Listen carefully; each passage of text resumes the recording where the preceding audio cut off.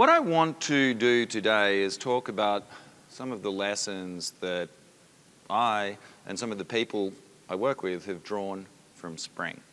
So how we can potentially apply some of the lessons of Spring that made Spring such a successful framework, how we can apply those lessons in other places. So firstly, why do we have frameworks? Well, obviously, if you're here at this show, you see the value of frameworks. Frameworks give us consistent approaches to solving common problems, right? They give us a way where we learn, say, one concept like Spring, say, template concept. You can apply that learning across many other problems. So they give you consistency, they give you a rich model, and they also potentially give you community. They mean that now you've got a bunch of people who agree on something, and then you can build further things on that. So for example, Spring, integrates with tons of different things, and other people build on Spring. When Spring first came about, obviously at that time, for those of us who are old enough to remember, enterprise Java was a pretty dark place. It was a place of much ceremony. So if you looked at, say, the code you needed to write in EJB 1.1, you looked at the deployment descriptors, all of that, there was a massive amount of ceremony. And Spring really was a key technology in taking that and making it simple. And Spring took a different approach to what a lot of other tools were taking at the time. At the time, one of the ways of dealing with that complexity was things like MDA, right? Let's draw pretty pictures, let's try to get away from coding. Spring took the same approach that later Rails took of saying, hey, no, let's make the code sane.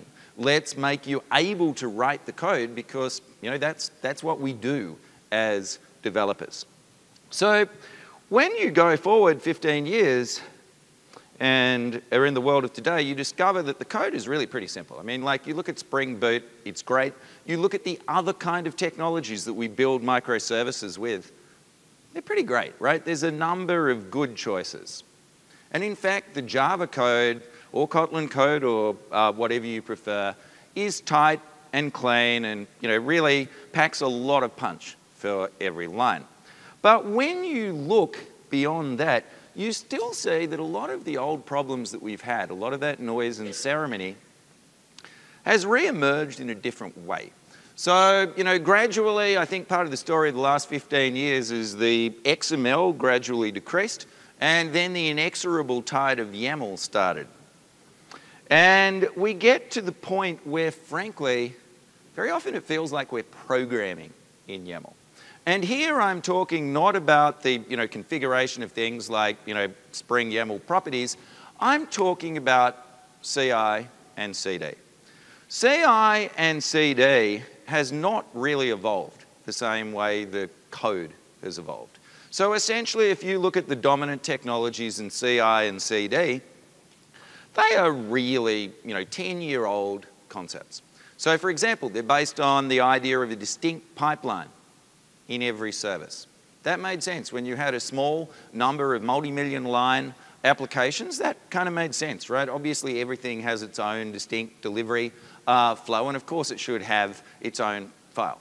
Now, you have in the enterprise very often hundreds, if not thousands, of individual repositories, and they all have their own pipelines.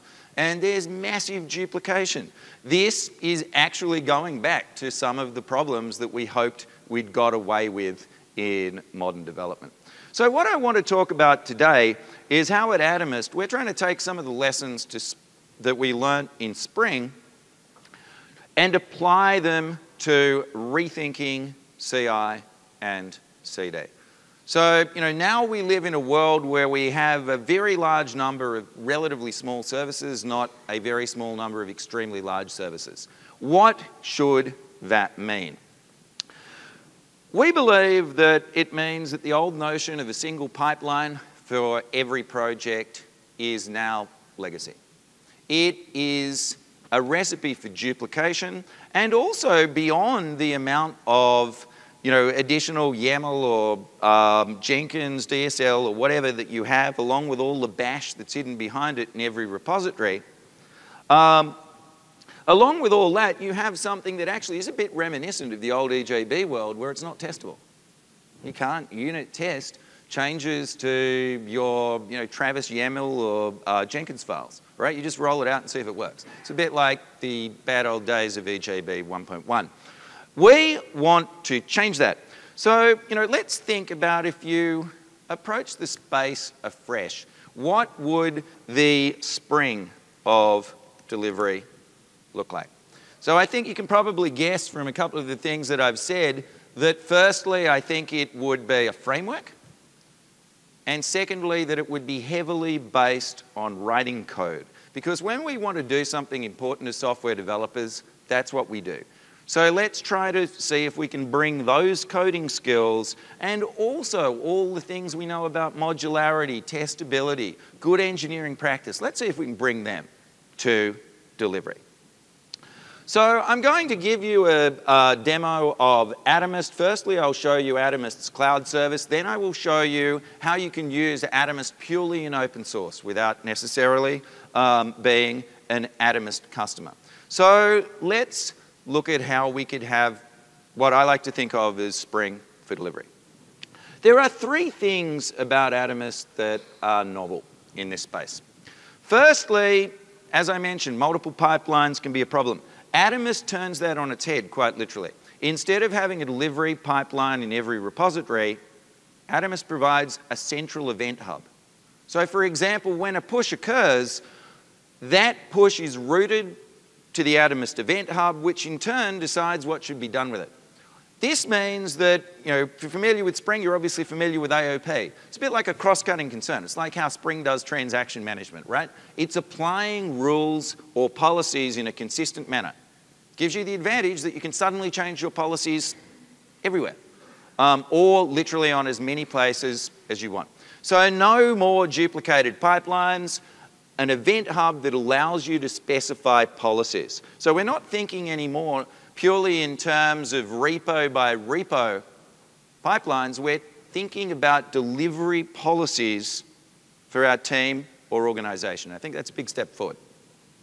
Second of the three fundamental pillars of Atomist is that you need a rich model. The one good thing about having a pipeline in every repository is that it obviously implicitly has context, right, about that particular repository. So if you're reacting to events in a central event hub, you need to have really rich information available. Like if there's a push, what kind of project was pushed to? What were the files that were changed? Who made that push? How could you contact that person if something went wrong? Has that push been built? Is there a PR associated with it? Are there any issues linked? You need to be able to get this rich context, and that is a core thing Atomist provides. Thirdly, now we've got this rich model and we've got a central event hub. How do we handle events? You can probably guess that I think we should handle events in code.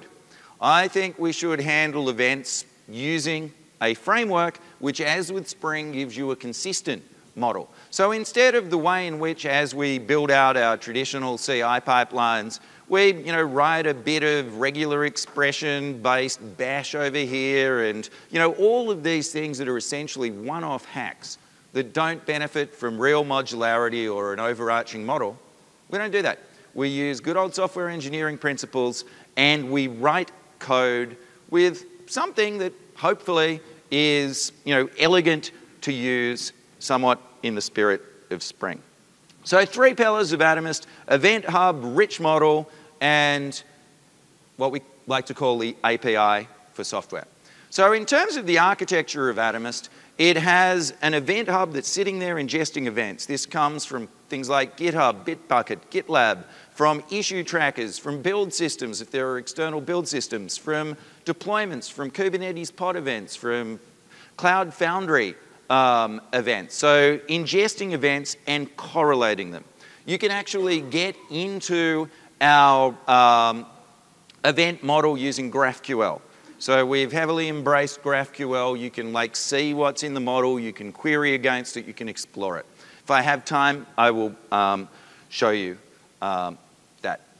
So our integration hub runs in the cloud and it sends events. Once you've subscribed to events, it sends events down to what we call software delivery machines. And these are individual node processes that run anywhere you like.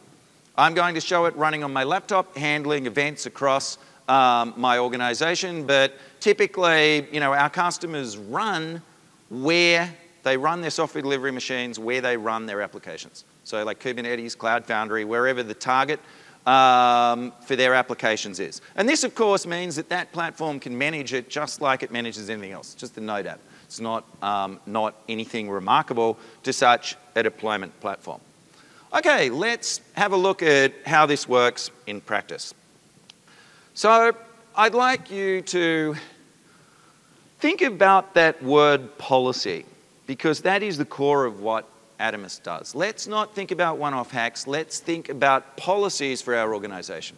Okay, what's one of the first things that we need, particularly at enterprise scale in today's world? We need a policy for how we're going to create projects. 10 years ago, that would have seemed crazy, right? It's like we've got 5 and they're like 10 million lines each. We don't create them very often. Now we have a lot more than 5. So, you know, the highest number that I've heard in an organization that where they're at least aware of them was 40,000. But clearly many people are in the hundreds and thousands.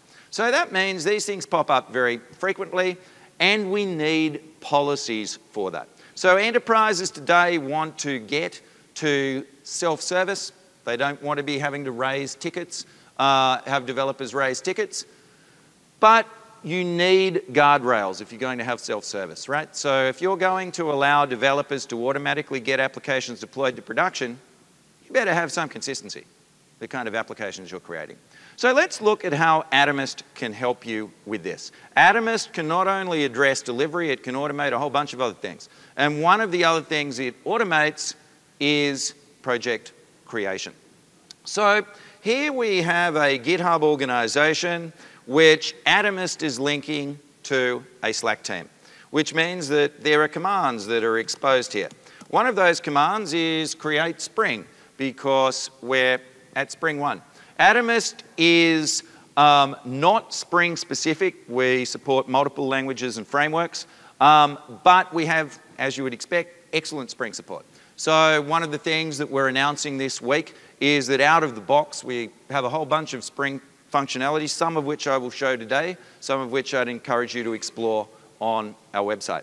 One of the things we do is have a general solution to creating Spring Boot projects.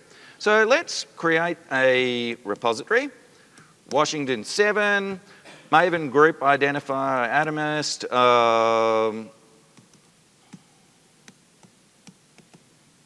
So that thus far looks superficially similar to what Initializer would do. But the implementation is very different. Let's see why it's different. Here we use a starting point that we call a seed project. So traditional technologies like Spring Initializer use a mixture of template code and like Java or whatever to create a project. So you can't easily customize what Initializer produces. You can fork Initializer, and a surprising number of people do, and it becomes painful to customize it because you discover that you don't anywhere see the whole elephant, right? You see bits of template content and bits of Java code, and you can't really see what your application that will be generated will look like until you generate it. This is very different. This is a seed project. It is a Spring Boot project. There is absolutely nothing strange or weird about this. I can edit it with normal tooling. I say that in every talk, which makes me wonder why I don't actually ever seem to sit down and put this seed project into an IDE, because I could, but anyway, I don't know why I don't. So let's have a look, for example, at the controller. The controller actually has license headers because there's a license on this repo. We can easily edit that kind of static or dynamic content. So let's look at what happens when I make a change to this seed project. So I'm going to edit it, and it's now really Wednesday evening. So I'm going to commit it. Obviously, really with these starting points, you should use good practice of pull requests or whatever, but for the sake of a demo, I just committed to master. You'll see that there's activity that has occurred in my Slack team. So by default, Atomist has a Slack channel per repository, and it routes information. So here you can see, for example, a convenient link to the change that was made in the repository. So Atomist's ChatOps capability gives you great insight. You don't need to use Slack to use Atomist, but it tends to work very well if you do. Okay, so now we can see that the build was successful. So therefore, new projects that are created will hopefully be created successfully. So here I'm running the project creation. You can see that it's cloned the seed project, and you can see that it's created a new repo called Washington 7. So, I mean, obviously you don't have to go and create your repo. It will create it in GitHub, Bitbucket, GitLab, wherever you need it created. Notice here, by the way, that it's actually put GitHub topics on this repo. So what happened was everything is an event in Atomist. There was an event when a new repo is created, whether it was created by Atomist or anybody else, and one of the event handlers we have looks inside the code and says, oh, I'm going to classify this, whether it's Node, Spring, Spring Boot, whatever. What our customers use for things like that are like setting firewall rules, proxy settings, notifying administrators, right? There's a whole bunch of things that you can do beyond project creation. So now we have a nice new project. Let's look at what happens in Slack. So it's offering to create a channel for me. It's created a channel, and it's linked some activity already in this channel. So you can see, for example, that it's run what we call goals. This is how the delivery flow works in Atomist. We set goals in reaction to a push. So in this case, you might see that the goals included build. So it's about policy. We don't need a CI file in that repository. It's a matter of policy for Atomist knowing how to build Spring projects. We've also got here a button for Add Cloud Foundry Manifest. Let's press the button and see what happens. This is another one of these event listeners. So when a new repo turns up, there's an event handler that looks inside that repo, says, is this Spring or Node? I know how to deploy them to Cloud Foundry. Do you want me to add a Cloud Foundry manifest? So when I press that button, you will get in a moment a pull request that adds a Cloud Foundry manifest. And there it is. You can see, amongst other things, that it's got the name of the artifact from the POM file right in the pull request. So one of the things that Atomist is very good at is doing scriptable transforms, as we call them, to one or more projects. Very useful for a whole bunch of things. One of the core assumptions behind Atomist is that it's really important to have a deep understanding of code. If you want to do delivery right, you need to understand the semantics of code. So when I merged that pull request, which I can do right in Slack, a few things have happened.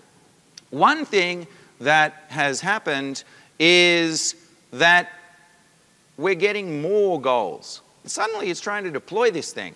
Again, it's a question of policy. We don't need to go and mess with individual CI files in every repo. We've got central policies that determine how our organization behaves. And here you can see that it's actually deployed it, and it picked up the change to the seed project. So how did that work? The crucial thing is what happened with these goals. So they were set in code. So if we go back here, and hopefully this is large enough to see, even up the back, this is an example of some of the TypeScript that we use in our software delivery machine to determine event handling and behavior on push. So this is a set of what we call push rules. And hopefully it's fairly readable. It's a TypeScript internal DSL. So it says on any push, run some checks. If it's a Maven project and we're running locally, deploy locally, and I'll show later what that is, if it has a Cloud Foundry manifest and it's a push to the default branch, go through the Cloud Foundry deployment steps. Atomist is, of course, not Cloud Foundry specific. We have excellent support for Kubernetes as well as Cloud Foundry, and we have customers deploying to a variety of things, including OpenShift and even WebLogic.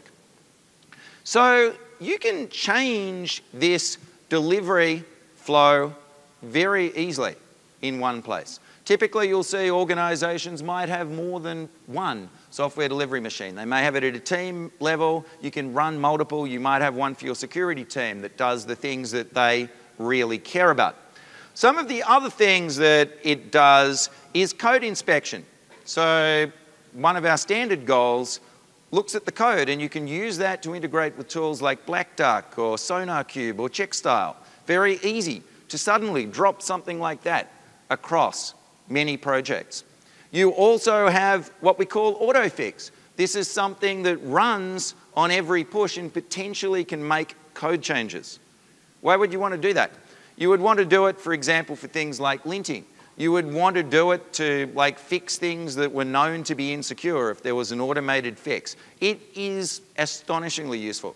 We use it in our own open source projects to do things like we're contractually required to maintain a file listing all the licenses that our projects use. We spend literally not a minute on it. It is auto-generated on every push. If the dependencies change, it just calculates it and updates the license list. So let's look at how easily we can evolve this. So let's look at the push reaction goal. This is where we get to run any arbitrary piece of code in response to a push. So what we can do is do push reaction goal dot with listener. And now we're going to write some TypeScript code. This is going to, by default, react to every push. We can get into the project very easily. These things are unit testable, as you would expect, coming from some of the people behind Spring. So what I'm going to do is just count the number of files in the project and then tell you how many there were. Await, so we can get into the project, total file count, return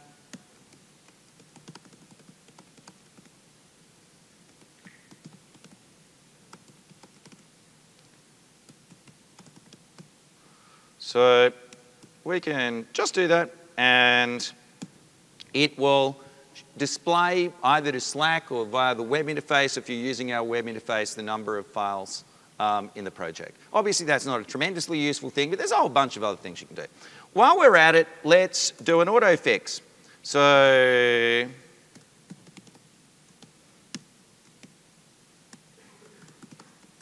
this is simply a function that's going to run on the project. And let's add a file to the project. We will call the file weather.md and we'll put it in the root. And we will say it is finally not raining in Washington. So that would do an autofix on any push. But actually, strictly speaking, we might be better to start off with a code transform. So let's add a code transform command which will cause Atomist to do updates to one or more projects. So we will do STM add code transform command, name silly, intent. This is what I have to write into Slack. So it's very easy to create bot commands. Be silly, transform, and we'll do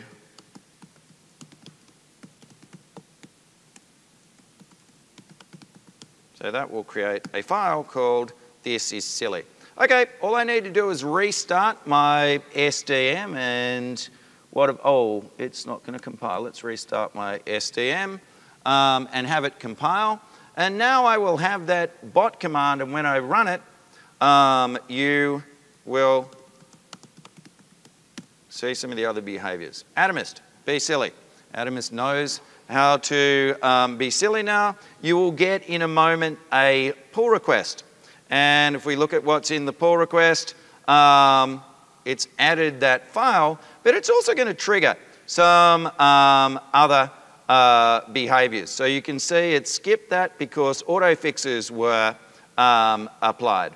So if we go into the final state of all of this, we've got a pull request that has autofixes on it, and it's also printed out the number of files. So, these things, obviously a demo like this seems very simplistic, but they are very, very useful. So autofixes enable you to do things like maintain invariants across your projects. Some of the other core capabilities of Atomist include some out-of-the-box transforms. So we can do Atomist, try to upgrade Spring Boot. Let's have a look. There was some output here I scrolled past, and this was some of our out-of-the-box Spring functionality. By the way, everything that you're seeing here you can get without writing any TypeScript code yourself. This all comes out of the box. Here you can see, for example, it's saying that there's an old Spring Boot project. They deliberately had an old version of Spring Boot in my seed. And it's also saying that there's an old style use of Spring MVC, which I deliberately left in there. So now let's tell Atomist to help us with this. Let's tell Atomist to try to upgrade Spring Boot. Atomist can apply this transform on one or more repositories. And firstly, it's quietly created a branch. And the branch has, sorry, that was the wrong URL. It's quietly created a branch. And the branch has, no, that was also the wrong, oh, that branch got autofixed because that branch didn't have the autofix in it. So it's quietly created a branch, and it's going to raise a PR after the build succeeds. And if you look at what it did here, it's neatly editing the POM.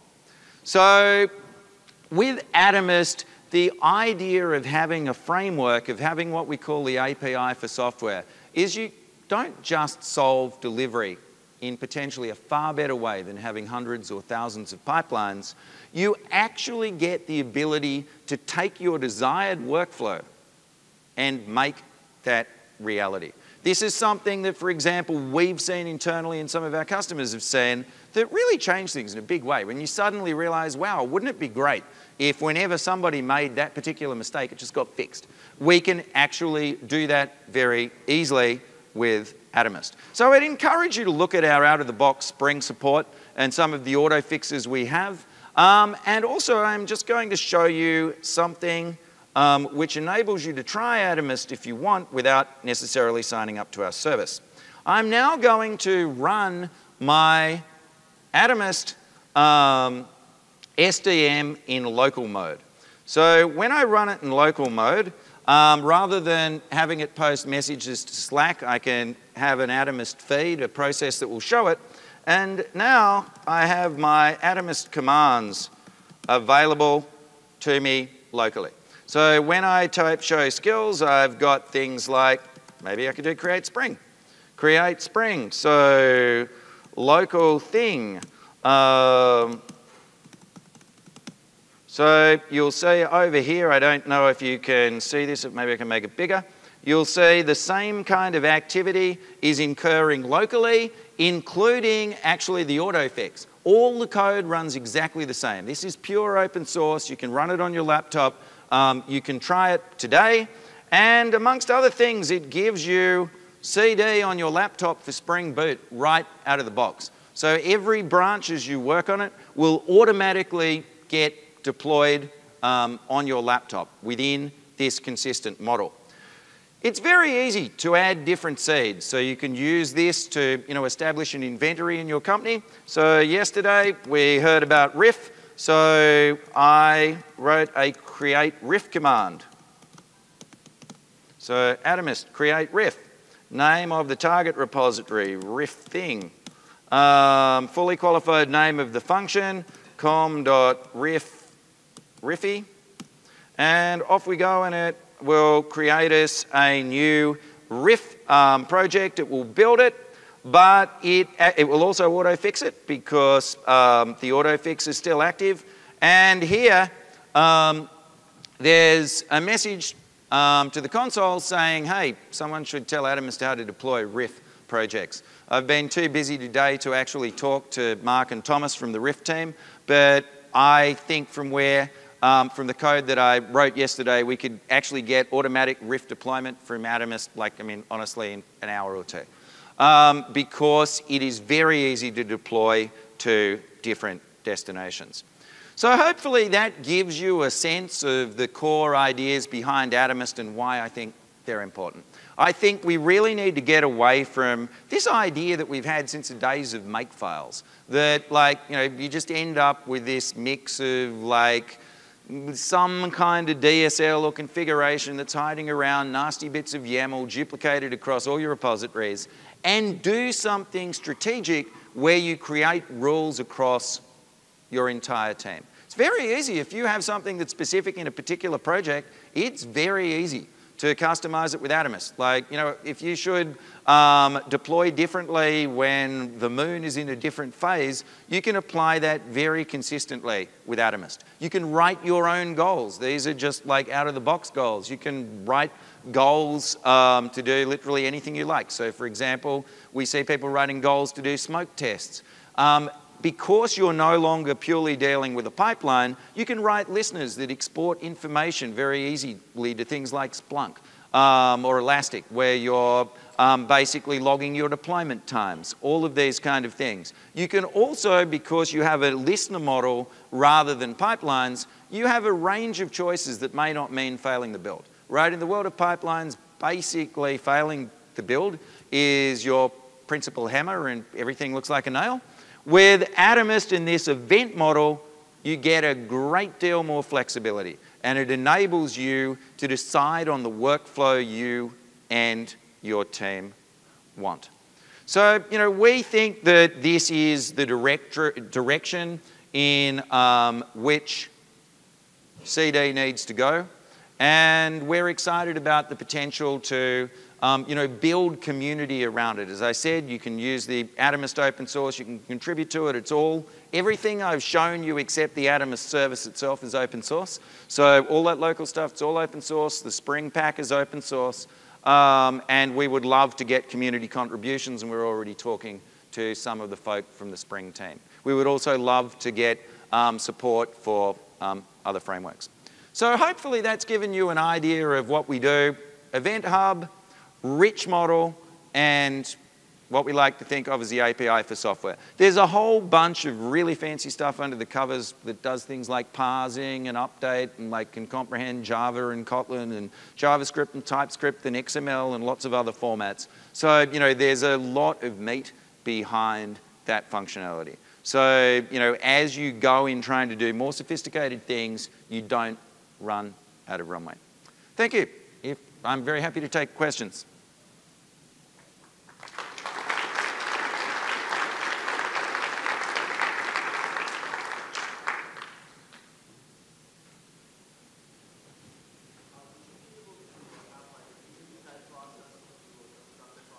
Sorry, I'm just going to come closer so you're, yeah.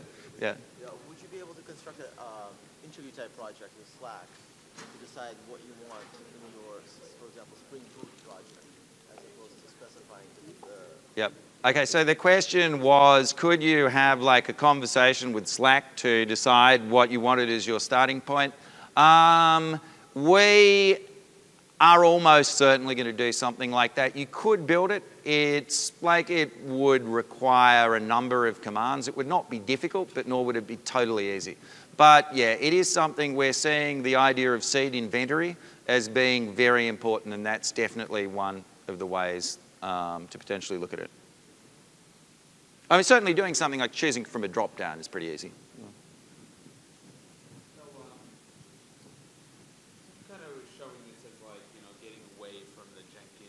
Yeah. Pipelines and stuff like that. But I did notice in the beginning you had integrations, and you showed an integration with Jenkins itself. Yep. And I can imagine, like, for my organization, we want to move away from this, but it's not like, oh, Yep. just buy Yep. Jenkins. Like, so what's how do you envision, like, that happening? Excellent question. So for those of you who didn't hear it, what's our relationship with CI tools? If you have an investment in something like Jenkins, can you continue to use that? Yes, you can. We integrate with every mainstream build tool. We have customers on Jenkins, TeamCity, Travis, Circle, you name it. And fundamentally, where you look, if it'll be clearer in Slack, I think, if you see here, there's the build phase here. This build was done directly by Atomist, but you can easily integrate with Jenkins. So what you would do in that case is you would not have Jenkins react to a webhook. Atomist really should be the only thing that actually needs to have webhooks, which makes life easier when you can just add richer and richer behavior. Then Atomist should invoke Jenkins via its API if it needs to. It's not hard to do. The advantage of that is that Atomist can give you serve as a system of record of everything that happened, and also it can do things like conditional build, where it looks at it and says, you just changed the README. I'm not going to blow away your cube cluster to have a README changed. So you write a rule that invokes Jenkins, and you put a webhook in your Jenkins file to post back to Atomist. And that way, if you want to continue to use Jenkins, that's just fine. And the pipeline duplication becomes much less of an issue because your pipelines are way simpler, right? Like all the really special stuff is actually being done in your TypeScript code, whereas Jenkins is just taking care of the thing that it's good at, which is doing repeatable builds. So yeah, absolutely. I mean, our biggest customer actually uses Jenkins, and they didn't move off Jenkins. Software delivery machines, are they Docker images, or so if you wanted to have Atomist handle the build, right? That's happening with delivery machine. How do you get all of your dependencies that you need for that? So basically, if you have Atomist handling the build, it will use like Maven or Gradle or NPM. And so essentially, I mean, a lot of that work is done by the build system, not by a CI tool. So for example, in our own teams, we have a large number of builds, and we do it all now with Atomist, and it is insanely fast because we want to be on the same version of NPM for all our builds. We have local caching. It's like when we switched from Travis to Atomist, I would say it's easily 4 times faster. And that's not even counting the saving that you get from like not building things if you just change a README or whatever. If you wanted to do customizations on that machine, like we've done something super insane, and we managed some Python builds through Maven with a custom plugin. So like I have to have Python on the machine also. There is a great solution for that, and it's called Docker. So yeah. The build machine, or the delivery machines are Docker. Yeah. Yeah, so, well, they don't need to be, but we do have Docker support, so we've got out-of-the-box support for Docker. Like, if you wanted to do something custom, you'd either use an external tool, like maybe continue to use the build script you've already got, or Dockerize it. And there is a way to specify that certain goals is run in their own container that's just spun up, and yeah. So.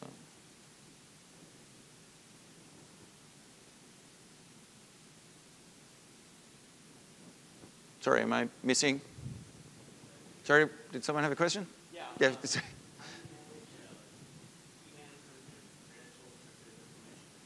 So there's a couple of ways of doing that. You can actually manage keys on the SDM instances. So like if you're happy with your policy, it's just like a Node app, right? So you can do that. Atomist also, using Vault, can manage some of this for you and pass it down to your clients.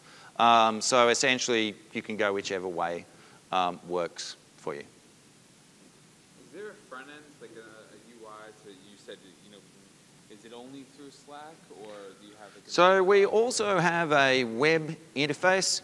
The web interface shows you relatively the same information as you see in Slack. So if I go to app.atomist.com, what I will see here looks very much like what we just saw in Slack. I can also, if I wanted to, I can invoke commands. Like if I want to create, oh actually I can't create Spring because my machine is no longer connected to the cloud because it's running locally. But essentially the same functionality is available. The thing that frankly is really nice about ChatOps is the community of interest that you get for each channel, right? It's a natural thing where you have a repo associated with a channel. If I'm interested in the channel, I join that channel and follow along. If I get bored with it, I leave. It just works really, really well. We are looking to support Microsoft Teams. That will be something that certainly will happen this year. Whether or not we'll support other chat systems, I don't know. But I mean, obviously, Atomist, as far as Atomist is concerned, Slack is just an interface. It's not like something that's baked into the heart of Atomist.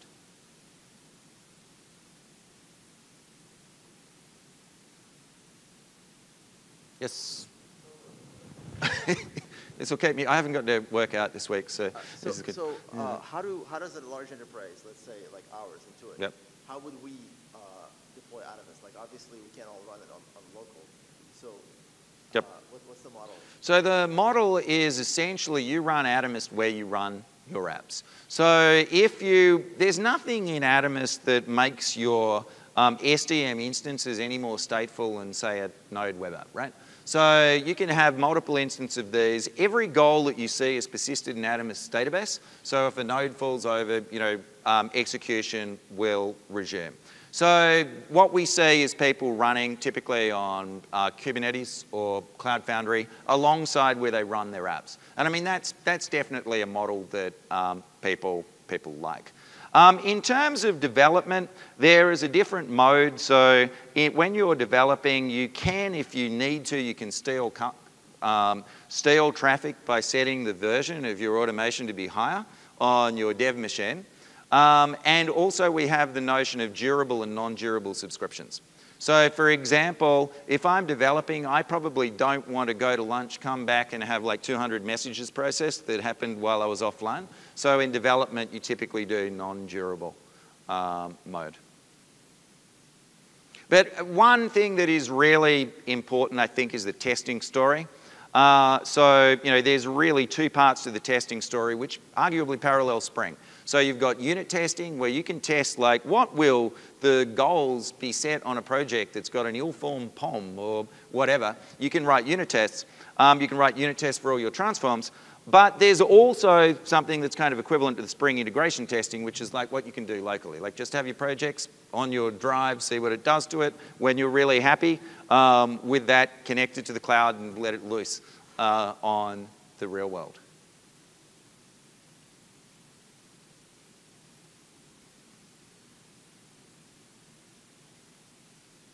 Excellent. Well, I don't think the show floor is open tomorrow, so unfortunately I don't think you can come by our booth, but we'd obviously love to hear from you at Atomist. We would love you to get involved as well, like particularly with things like the Spring Pack. There's tremendous opportunity to contribute to that and do things that are going to be really, really useful. Like one of the things that I think would be pretty exciting for Spring and other open source projects is when there's a new release, ship transforms that like actually help people upgrade. Have code inspections that say, you're using this thing, it doesn't work the way you expect anymore. Maybe you should know about that. I mean, with Spring, they practically never break anything, but other frameworks are not quite like that, so there'd be a lot of value there as well. Okay.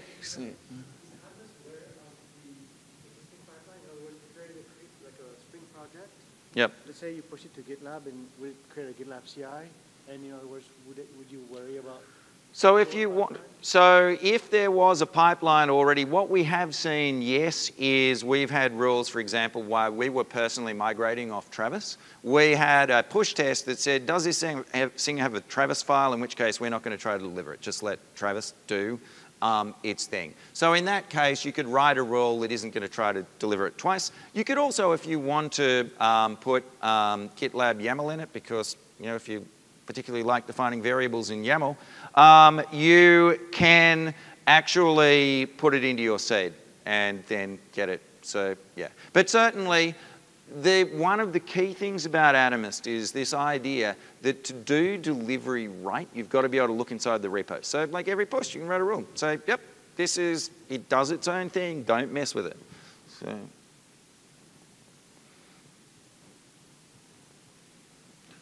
Great, well I know that we're quite a bit over time. I'm happy to keep going indefinitely, but please don't feel rude if you have other things to do.